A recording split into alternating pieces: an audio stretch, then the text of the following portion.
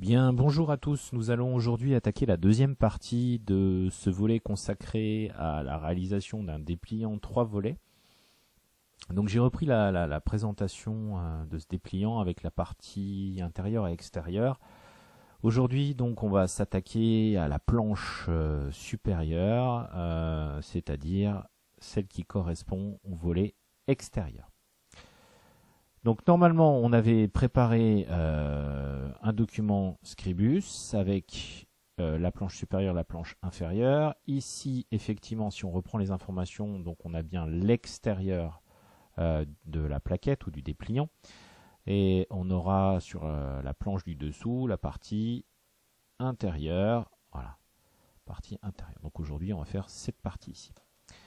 Donc si on reprend notre image, on va avoir un cadre rouge, une image, un cadre gris, pardon, un cadre rouge avec une illustration en aplat de couleurs, et puis quelques textes, voilà, quelques textes et quelques logos.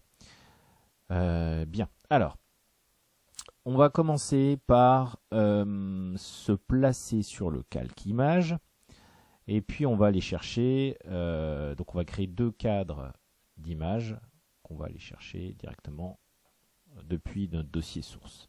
Donc je sélectionne ici un premier cadre d'image, voilà, je vais aller chercher mon image. Donc je crois que c'est dans mes sources. Donc c'était cette image-ci. Voilà, j'ai dû l'avoir. Ah ouais. Bon, alors on verra après. Bon, je les ai préparés en noir et blanc. Mais on verra après que effectivement on peut les importer en couleur et puis utiliser des filtres intégrés à Scribus pour les passer en noir et blanc. Voilà. Donc moi j'ai directement depuis un logiciel externe passé ces images en noir et blanc. Donc je les intègre. Voilà. Ok. On verra plus tard. Je vais faire donc je duplique mon cadre. Ok. Je le mets ici. Et puis je vais aller chercher. L'autre image. Donc ça doit être la 2. Voilà. Ok. Donc évidemment, bon, vous avez déjà pratiqué Scribus, donc vous apercevez que la résolution des images est bien supérieure à la dimension de ces cadres-là. Donc ce qu'on peut faire dans un premier temps, c'est demander à Scribus d'adapter l'image au cadre. Voilà. Donc cette fois-ci, on a une image qui est un peu plus petite. Vous voyez que si vous redimensionnez normalement votre cadre, votre image va se caler sur la dimension du cadre. Alors, oui, il y a un truc que j'ai pas fait la dernière fois que je vais faire. Donc, on va repartir dans les préférences du document, dans les réglages du document. Et puis, on va. Alors, je sais jamais où c'est. Je crois que c'est dans affichage. Voilà. On va décaler en fait les deux planches pour avoir plus d'espace entre les planches. Donc, on va mettre. Moi, je vais mettre 50 mm. Voilà. Je vais appliquer. Vous voyez tout de suite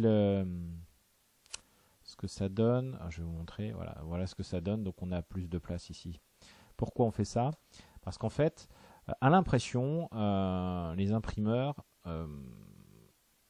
donc impriment ces planches-là et vont ensuite découper pour qu'on n'ait pas de liseré blanc autour. Donc évidemment, moi je vais faire déborder tous mes cadres pour qu'on n'ait pas de soucis. D'ailleurs, je vais carrément afficher ce qu'on appelle le fond perdu, c'est-à-dire une partie qui n'existera pas dans le document final. Donc pareil, je repars sur le réglage du document. Alors ça, ce sont des spécificités qui sont définies par l'imprimeur. Hein. C'est des choses qu'on peut régler à la fin. Donc le fond perdu, c'est ici. Moi, je vais mettre, alors pareil, 2 mm de fond perdu. Voilà, j'applique. Okay. Et vous voyez que vous avez une zone supplémentaire qui s'est créée autour de ces règles rouges.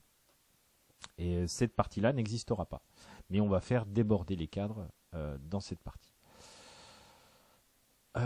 Ok, bon, alors je vais placer mon image. Alors la subtilité de mon dépliant, c'est qu'effectivement on n'a pas des cadres verticaux, enfin on n'a pas des arêtes verticales et horizontales, on a des arêtes horizontales et inclinées à 45 degrés. Alors, ce qu'on va faire, c'est qu'évidemment, je vais en fait me caler ici, sur ces bords-là, pour faire une découpe à 45. Donc, comment on fait? Je vais essayer de... Alors, on va peut-être mettre aussi le magnétisme. donc les repères magnétiques. On peut zoomer de toute façon là un petit peu.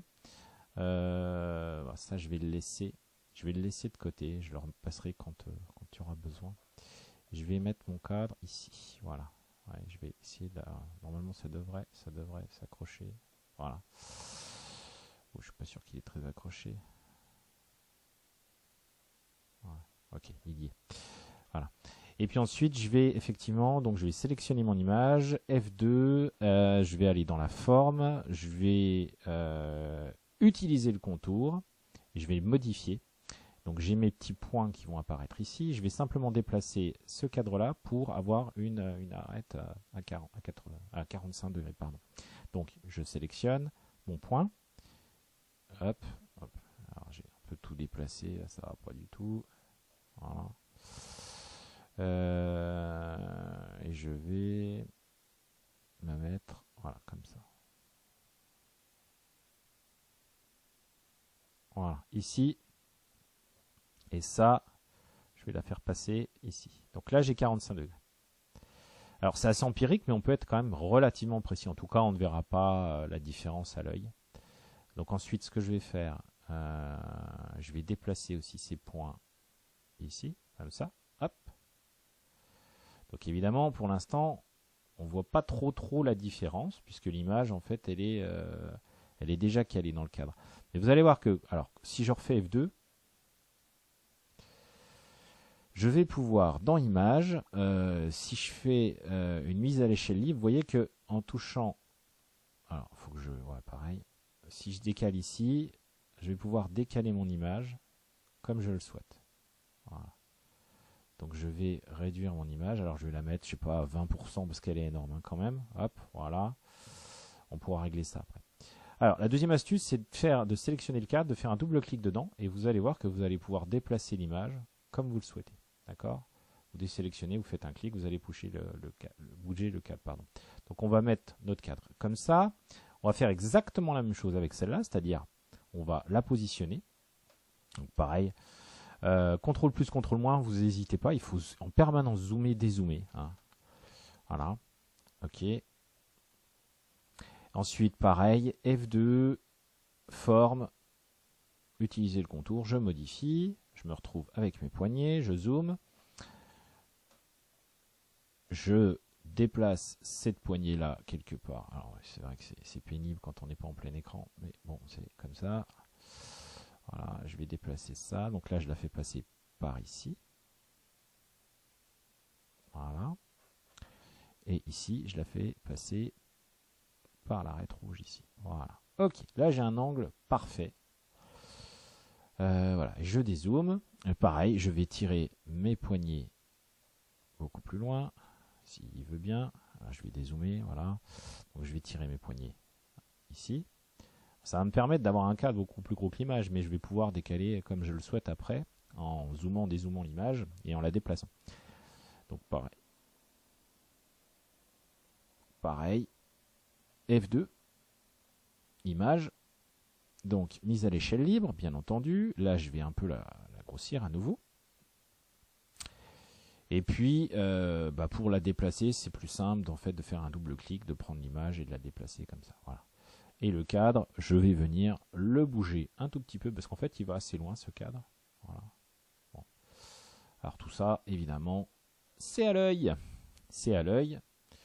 Hein, on réglera tout ça à la fin. Voilà nos images qui sont positionnées sur notre volet ou notre planche supérieure. Voilà. Donc on réglera ensuite parfaitement ça. Alors ouais, mon image elle est un peu plus comme ça. Voilà. On verra ce que ça donne à la fin. Ok. Bien. Alors, maintenant ce qu'on va faire, c'est qu'on va créer des cadres de couleurs. Alors les cadres de couleurs, ça va être beaucoup plus simple, vous allez voir. Parce qu'en fait, on va partir directement d'une forme prédéfinie. Donc vous voyez qu'ici, on a en fait un triangle rectangle qu'on va utiliser tel quel. Donc je vais le dessiner. Hop. Alors, si vous voulez vraiment qu'il soit isocèle, si je ne me trompe pas, vous maintenez la touche CTRL enfoncé. Voilà. Donc F2, on va faire dans un premier temps une rotation par le centre de 90. Alors c'est pas 90, ça va être en fait moins 90, mais lui il prend pas le moins, donc ça fait 270 degrés me semble-t-il. Ouais, ça doit être ça. Et dans la couleur, on va pas mettre de couleur de filet, mais on va mettre une couleur. On va aller chercher notre couleur qu'on avait déjà créée au préalable, notre couleur rouge. Voilà. Ok. Alors, pareil. Donc on voit pas trop où est le bord du document. On suppose qu'il est à peu près là. Voilà.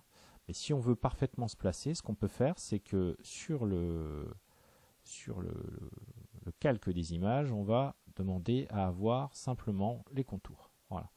Ce qui fait que... Ah oui, alors d'ailleurs, je me suis trompé parce que celui-là, il ne devrait pas être dans ce calque-là, mais dans celui-là, dans celui des cadres. Donc je vais faire un CTRL X, je vais me mettre dans le calque des cadres et je vais faire un CTRL V pour un copier-coller. Voilà, vous voyez que tout de suite, il apparaît.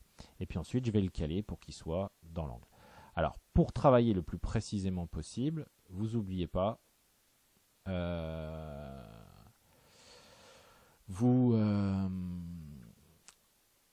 pardon, j'ai un peu perdu le fil. Pour travailler le plus précisément possible, vous n'oubliez pas, vous zoomez un maximum, vous dézoomez. D'accord ? Voilà. Ok.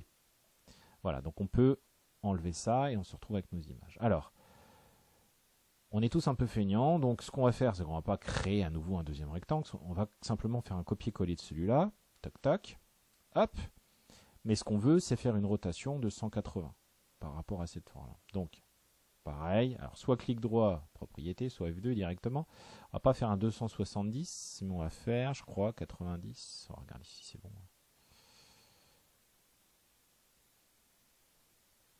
Ouais, c'est ça, 90, ok. Donc pareil, on le place ici. Voilà. À peu près. Donc vous voyez, on déborde vraiment des planches. Il n'y a pas de souci. C'est pour ça que j'ai mis beaucoup de distance entre la planche 1 et la planche 2 pour vraiment pouvoir déborder. Comme ça, on est tranquille. On va même au-delà des bords perdus. Bien. Donc là, ce que je vais faire, je n'avais pas fait comme ça, mais je vais faire comme ça là. Je vais faire, en fait, celui-là, ça va être mon gris. Je vais décaler, je vais faire un CTRL V encore une fois, je vais utiliser le rouge. Donc le gris, voilà. Je vais faire un clic droit. J'espère juste que ça va marcher ma technique. Je n'avais pas testé avant. Donc, propriété, voilà. Donc forme. Pas forme, couleur. On va changer en gris. Donc il devrait se retrouver en dessous. Voilà. Ok. Alors après, le problème c'est qu'il faut qu'il aille un petit peu là-haut. Donc pareil, dans la forme, on va utiliser le contour, on va utiliser la forme du cadre. Je sais plus. Non, on va utiliser le contour et on va modifier, d'accord. Voilà. Et ici, en fait, on va rajouter des poignées. Donc on va faire un petit plus. On va en rajouter une ici. Voilà. Et celle-là, on va la déplacer comme ça. Celle-là aussi. Voilà. Comme ça, on a le même angle que pour le cadre rouge. On est tranquille. Vous voyez, ça va quand même relativement vite. Bon, après, on affine les placements, bien entendu. Donc, je vais retrouver ma fenêtre des calques. Voilà. Les images, je vais, voilà, et les cadres aussi. Alors ce que je vais faire, c'est que je vais, celui-là de cadre, je sais pas si je suis dessus, ouais, je vais bien le positionner comme ça, parce que pareil, il est en symétrie par rapport à l'autre. Voilà. Tac, tac. Voilà, on est pas mal, Bien.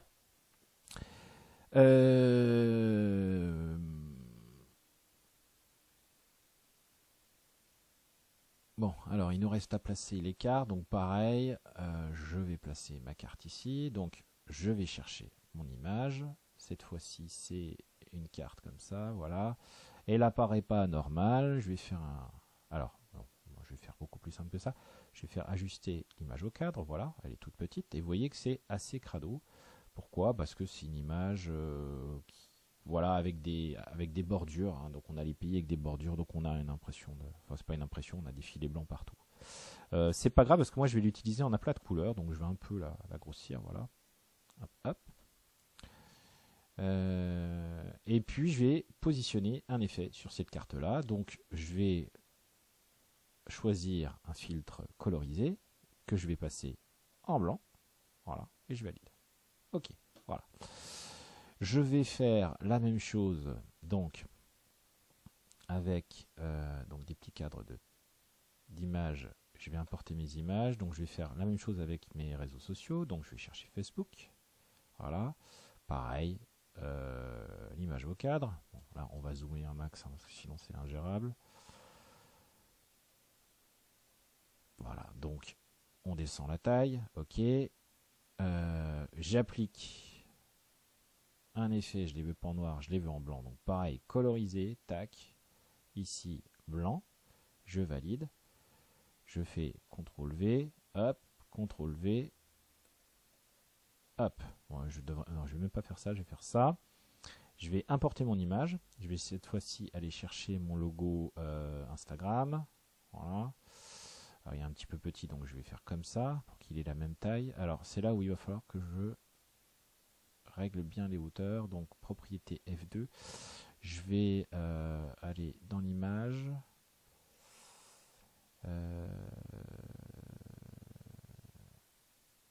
Ouais, je vais mettre mise à l'échelle libre. Non, qu'est-ce que j'avais fait? Forme. Je crois que c'est la forme. Ouais, largeur, hauteur. Donc hauteur, je vais mettre 10. Voilà. Ok. Et je vais mettre plus grand comme ça. Et je vais faire... ouais, non. Et puis là, je vais faire ajuster l'image au cadre. Voilà. Ok. Du coup, ici, je vais faire pareil. Donc, propriété. Nanana. Donc, la hauteur, je vais mettre 10. Et image. Ouais, ça devrait être bon. Bah, c'est bon. Ok. Et puis ensuite, je vais faire CTRL-C, CTRL-V. Hop, je vais chercher mon image et je vais chercher le Twitter qui va bien. Voilà. Ensuite, je fais adapter le cadre à l'image. Et ici, adapter le cadre à l'image. Ok. J'ai mes trois formes. Le problème, c'est qu'elles ne sont pas forcément alignées. Donc, je sélectionne ces trois formes. Je vais dans la fenêtre. Je vais ouvrir ma fenêtre espacée et alignée. Voilà, elle apparaît. Tac. Je vais aligner sur le dessus. Je vais espacer. Hop là. Je vais espacer. Je crois que c'est ça. Non, il les colle. Je sais plus. Je crois que c'est ça. Voilà. Ouais, mais c'est pas top. Je vais. Voilà. Ouais, c'est ça. C'est celui-là qui permet de régler l'espace entre chaque icône. Voilà. Et je vais faire un petit CTRL-G pour grouper ce bloc-là. Voilà. Et donc ça, je vais le mettre ici. Et puis ensuite, eh bien, je vais simplement rajouter. Alors, on va regarder ce qui manque. Il manque le texte. Hein. Il manque le texte et il manque l'illustration aussi. Donc, l'illustration, je vais aller chercher tout de suite puisqu'on travaille dans les images. Donc, je vais chercher. Je mets un cadre d'image. Je vais importer une image. C'est ma shadow. Alors, juste vérifier que je suis bien dans les bons calques parce que ça, c'est important quand même. Donc affichage, non, fenêtre des calques. Voilà. Et effectivement, ça, je l'avais mis dans surcouche. Hop, voilà. Donc je vais importer mon image. C'est déjà fait d'ailleurs. Ajuster l'image au cadre. Voilà. Je vais même faire ajuster le cadre à l'image pour voir la taille. Voilà. Ensuite, je vais un peu zoomer. Voilà. De toute façon, il faudra que je la grossisse. Voilà, c'est à peu près positionné comme ça. Voilà, à peu près. Et puis, bien entendu, je vais appliquer un effet aussi. Donc, je vais coloriser. Hop. Et je vais aller chercher mon gris. Voilà. Voilà. Ok. Alors, il y a un truc qu'on n'a pas vu aussi. Pour éviter de bouger les éléments, alors évidemment, quand vous n'êtes pas sur le calque, le calque actif n'est pas le calque où se trouvent les éléments, il n'y a pas de souci. Mais quand vous êtes sur un calque où il y a beaucoup d'objets, vous pouvez toujours donc sélectionner un objet et verrouiller cet objet. Hein. Donc, alors, je suis pas dessus là, c'est pour ça que je peux pas le sélectionner. Mais par exemple sur celui-là, si je fais un clic droit, je peux verrouiller. Hein. Donc n'oubliez pas, utilisez tous les outils disponibles de Scribus parce ils ont tous une utilité. Hein. Bien. Alors, je vais ensuite me mettre. Je sais pas pourquoi j'ai fermé la fenêtre des calques. J'en aurais eu besoin. Donc, je vais aller sur les textes cette fois-ci. Donc je vais les mettre d'ailleurs dans la surcouche. Pourquoi? Parce que mon texte il va apparaître devant mon illustration. Voilà. Donc je me mets sur surcouche. Je pourrais verrouiller, mais ça sert à rien les autres. Je pourrais les masquer aussi, mais ça va pas m'être utile. Donc voilà. Alors je vais marquer la boîte à sardines. Donc la boîte à sardines ici. Donc édition. Alors modifier le texte. Donc là boîte. Je suis pas dactylo. Hein. À sardine, ok. Et ça, je vais appliquer un style. Donc un style. Le style, ça va être quoi? Je vais aller chercher le style XL pour ça. Voilà. Ok. Je vais le positionner à peu près ici. Donc j'ai ignoré tout ça après correctement. Et par contre, c'est en blanc. Donc texte, couleur, blanc. Voilà. Je vais dupliquer ce cadre-là. Je vais...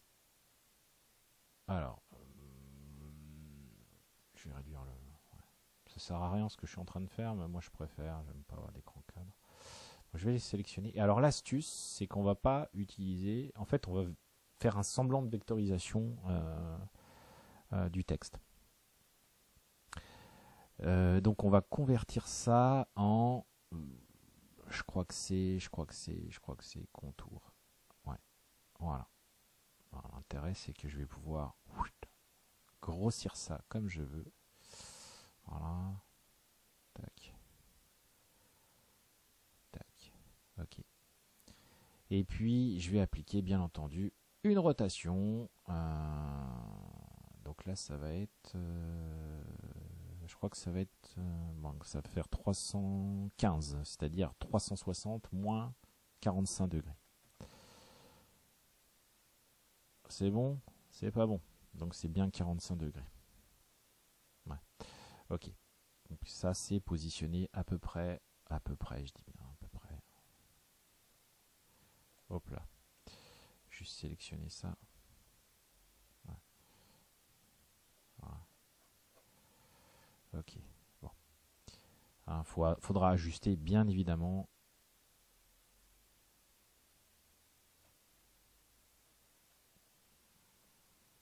Pour avoir quelque chose d'à peu près propre. Bon, moi c'est beaucoup, en fait c'est beaucoup plus petit. Alors faites attention, quand vous avez une inclinaison et que vous déformez, il faut bien conserver le ratio parce que sinon en fait l'angle il va changer. Hein. Bon voilà, je suis pas tout à fait fidèle à ce que j'ai fait sur mon premier exercice de présentation, mais bon, c'est pas mal. Bien, alors, on a presque fini. Maintenant, je vais revenir dans ma fenêtre des calques. Je voudrais bouger cette image-là, donc je vais aller sur les images, je vais sélectionner l'image qui m'intéresse. Je vais faire un petit F2 et puis je voudrais en fait zoomer sur les halos des spots. Donc je vais aller dans images, je vais la zoomer un peu. Voilà ce que j'avais fait ici. Et puis je crois que hop, je vais la déplacer à quelque chose comme ça. Ouais, alors j'avais pas dû utiliser ça, j'avais dû faire. Ouais, ça, on peut faire ça après. Ça changera un peu. Ouais, je vais faire ça. Je vais faire ça, c'est pas mal. On va laisser comme ça. Ouais, c'est pas mal. Voilà, voilà. Alors, je vais terminer enfin par l'alignement de ça. Alors, ouais, je suis pas sûr. À chaque fois, je ferme ma fenêtre des calques, mais il se trouve que voilà, je devrais pas. Donc, je vais aller sur, je sais plus c'est lequel. Ouais, c'est ça. Donc c'est la surcouche. Hop, et je vais... Voilà, il a disparu. Hop, voilà. Je vais essayer d'aligner ça. Voilà. Bon, et ben on est pas mal. On est pas mal, donc je vais juste regarder si on est bien calé par rapport... Ah, ouais, on n'est pas bien là du tout. Donc dans la surcouche... ouais. Hop, hop. Bon, ça faudra un peu le décaler.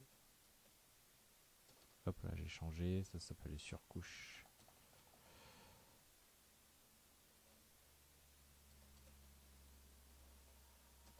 Voilà, on va décaler ici. On va prendre ça, ça, alors ça. Ouais, donc ça, je vais le décaler. Hop. Dans mes... Ah, j'ai mis ça où? Ouais, quand on n'est pas super organisé, alors j'étais mieux organisé avant, je me suis laissé un peu déborder. Voilà. On va décaler ça, voilà, comme ça. Voilà. Ce sera pas trop mal. Ok. On n'oublie pas, on enregistre. Alors, quand vous travaillez, bon là je fais un tuto, donc c'est vrai que j'enregistre pas aussi souvent que ça. Mais quand vous travaillez, n'oubliez pas, enregistrer régulièrement. Hein, donc un petit CTRL S, c'est un raccourci qui marche bien. Vous avez les mains sur le clavier, voilà. Régulièrement, CTRL S, vous enregistrez votre travail de manière à être sûr de ne pas perdre ce que vous faites. Voilà, bon, on a fini notre planche numéro 1. C'était pas très compliqué. Hein. On a vu des choses un peu particulières quand même. La planche numéro 2 sera très intéressante aussi. Notamment, on utilisera des combinaisons de formes. Voilà, mais bon, ça va vite. Il faut être à l'aise avec Scribus, mais rien de bien compliqué dans ce tutoriel. Je vous souhaite une bonne journée et je vous dis à la prochaine fois pour la partie 3 de ce magnifique tutoriel sur les dépliants 3 volets. Au revoir.